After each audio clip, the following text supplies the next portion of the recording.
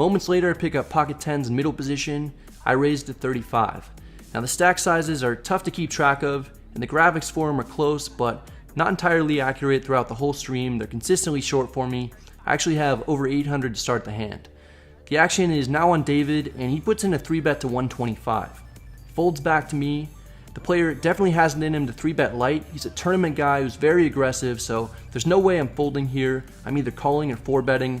For some reason, it doesn't register in my brain that he has around 800 to start the hand. He has some white chips that I don't see initially because his hand was covering him when I looked over. Thinking he only has about 450 to start the hand, so once it folds back to me, I put in a 4-bet to 400, thinking that he'll shove for 50 more, and I'm happy to get it in for that amount with pocket tens. Little did I know he has way more than that. He 5-bet shoves, and I snap call, only later realizing that the call was for around 800. Oh well, should be interesting for the stream. The flop comes out Queen 9-6, which in my mind isn't too bad because I still don't know what David has, but I'm bracing myself to lose. The turn is a jack. This is a weird card because I pick up some straight draw outs, and I've got ace-king in bad shape, but that's about all I'm beating. The river is a 10. This is a very strange card. I make a set, but I'm no longer beating ace-king, and I'm still losing to pocket kings, queens, and jacks. Those are all the most probable hands that I'm up against, so I don't love it, but David doesn't seem thrilled about his hand, so I flip over my cards. He says I'm good. We get a big double up and are already winning over 700. This one is a weird one. There's a lot of game flow and history that comes into play, so I take a line that I wouldn't necessarily take against someone who I've never played against before. I opened at 35 with ace-king from under the gun +1. David just flats with pocket queens in middle position. I don't expect him to have a hand this strong at all. Keep in mind that he 3-bet me and then 5-bet shoved on me with ace-queen offsuit earlier, so I'm not thinking David's going to have the 3rd best starting hand in all of poker's history. I expect him to show up with small to medium pocket pairs and some suited connectors. The rest of the players fold, so we're heads up. The flop comes king 9 deuce with 2 diamonds. We've got top. There are a few draws, but it's heads up, so I don't need to be worried about him too much. I don't want to scare David off with a bet. I check, thinking he's going to have nothing very often, and he's probably way behind.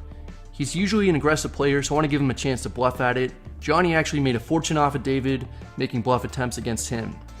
Here, David checks back, which makes sense given the hand that he actually has. He's probably thinking that he's way ahead of me. The turn is the 7 of clubs. After David checks back the flop, I really don't think he's going to have anything he'd be able to call a bet with, so I check again to give him another opportunity to hopefully bet.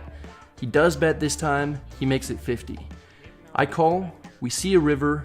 The river is an ace, and this is actually a terrible card for me. I've got too strong of a hand. I end up checking. David checks back. Let's see what the commentators think about my check on the river. I think that's a bad check by Brad.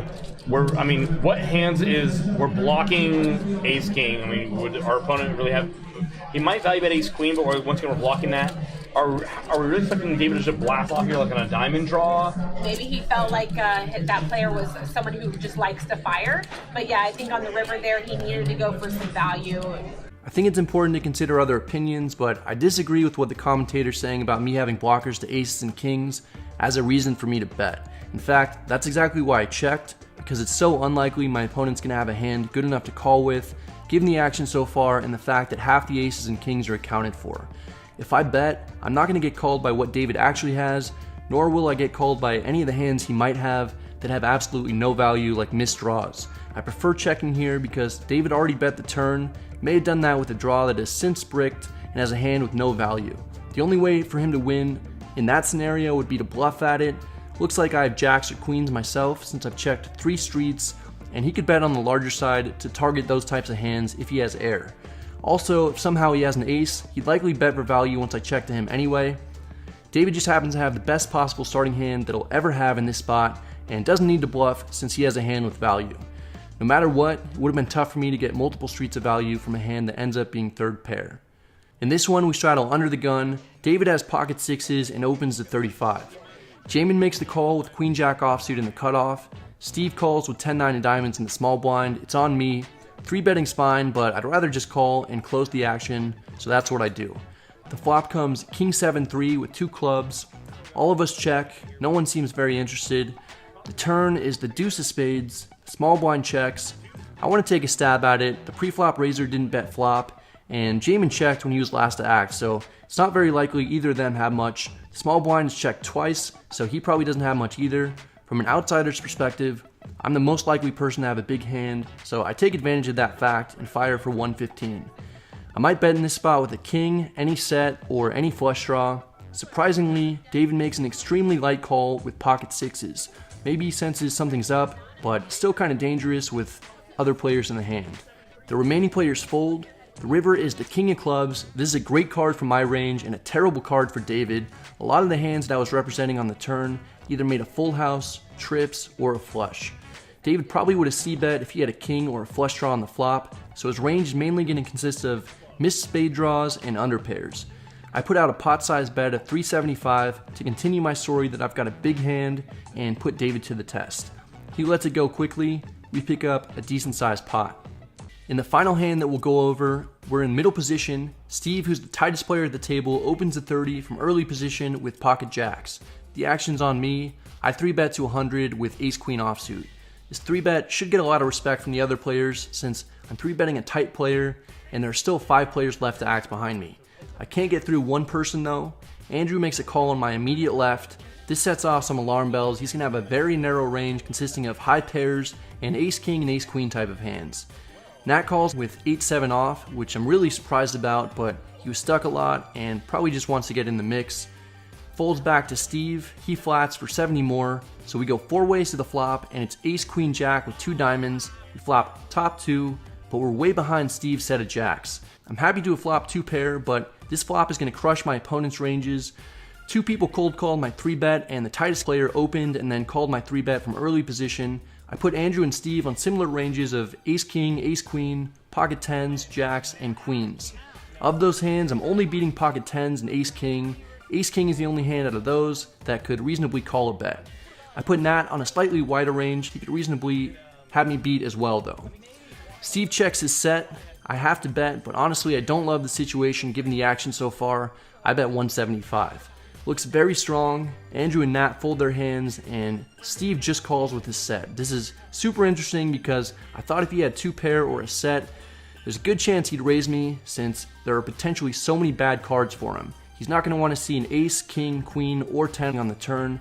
The turn is a dream card for me and one of those nightmare cards for Steve. It's another ace, giving me the best possible hand. Steve checks. I go with a small bet of 225. If he has ace-king, then he'll have to stick around and he's going to be drawing dead to only 3 outs. If he has any other full house, it might look to him like I have ace-king and he could potentially raise. Steve again just flats, so it really seems like he has ace-king. There are 4 possible combinations of ace-king and only 3 possible combinations of pocket jacks, so for that reason, it's more likely as well. If Steve had pocket queens, I almost definitely would have gotten raised on the flop, and there's only 1 possible combination of that hand, so I can pretty safely rule it out. The river is a complete blank. It's the 7 of spades. Steve checks for a 3rd time. Since he chose not to raise my flop or turn bets, it's pretty clear he's worried that he might not have the best hand. He has 1100 left in his stack and the pot's 1200. I need to decide how much I can bet that will get called by a hand like ace-king or possibly bottom full house. I don't think an all-in will be the most profitable. I choose to go with 700. Steve snap calls and shows up with the best hand I think he'll ever show up with given his line. I feel like I played it well. Let's see what the commentators think. I don't know how Brad doesn't shove there. Did you? I mean, if our opponent has ace-king, and they're going to call 700, they're probably going to call off the 1100 as well. True. Like if somebody's calling 700, they're calling off all of it. I mean, plus your shove there looks more bluffy. Okay, so I disagree with the commentators that if he's calling 700 with ace-king, then he's also calling 1100. That's a bet of almost 60% more, and it just doesn't make a whole lot of sense. The other commentator then says that if I shove, it looks more bluffy too, so that's another benefit. Okay, let's look back at this hand one more time. The tightest player at the table opens from early position, and I 3-bet in middle position. I'm almost never 3-betting a tight player's early position raised light when I'm in middle position. Also, I get cold called in 2 spots, and then the tight player calls as well. A high connected flop comes out, and I bet into 3 players who all have ranges that theoretically should crush this flop. Once again, I'm just never ever having any bluffs in my range given my line, who my opponents are, and the position I'm in.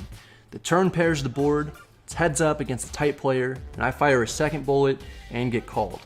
The river comes out, now I'm gonna fire a third bullet. I wouldn't even fire 3 streets with ace-king in this spot. Almost 100% of the time, I'm gonna have a full house, and when I don't, it's because I have quad aces. My opponent's a thinking player. He should realize that no matter what I bet on the river, it's gonna be with a monster hand. If I shove, he's good enough to know that ace-king certainly is never good, and pocket jacks are never gonna be good either. I choose a sizing of 700 to target ace-king because I think that's by far the most probable hand that he has, given the action. He doesn't raise me with a set on the flop, and he doesn't raise me when he made a boat on the turn. He was clearly worried that I had him beat, which is an even better reason for me not to shove river, because then he could have gotten away from bottom full house, and if that ever happens, it would be an absolute disaster. He actually came up to me later and said that if I shoved, then he would have folded.